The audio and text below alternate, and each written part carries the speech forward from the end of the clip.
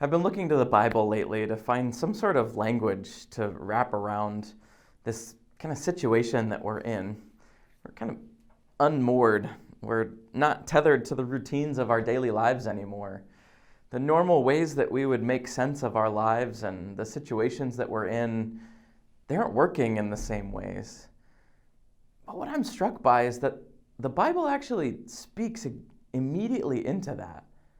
The Bible talks about lament and uses the image of lament. That it shows up in the Psalms, it shows up in the prophets. But it's this ability to name the disappointment of the situations that we're in, the misunderstandings, the missed opportunities, the grief even of these moments that we're in right now. Even the central guiding experience that formed the Old Testament is this experience of exile, of the Hebrew people being brought out of where they knew God to be, the temple in Jerusalem. It was destroyed. So where was God in the midst of that? I think when we're not in the church community right now, we might have questions of where is God in all of this mess? The very first verse of the book of Lamentations, it's this book of lament, this book of naming the disappointment, is how lonely is the city that once was full of people. It speaks into our moment right now when we might feel a little bit isolated.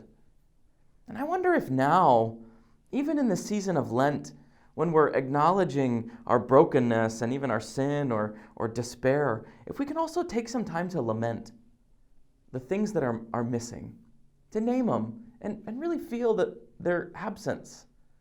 Because it's only in feeling their absence that we can actually start to look and await for God's new thing that's still coming in. We do have hope, and we are looking to resurrection, but in order to get there, we kind of have to sit in this for a bit and maybe just lament. So if you want to lament with someone, give me a call, send me an email. I think it's an important work that we're called to today. Today I'd like to share one of my favorite Bible verses with you.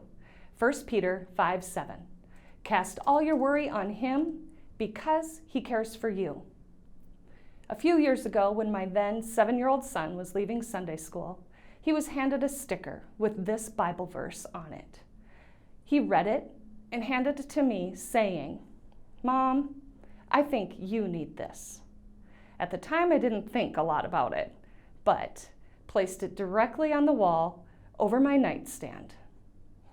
Through the years, I've looked at that sticker and thought, isn't that a nice concept?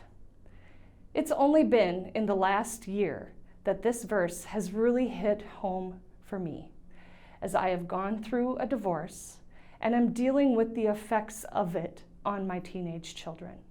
I'm helping my aging parents with what seems to be rapidly declining health, and now the pandemic we're all facing.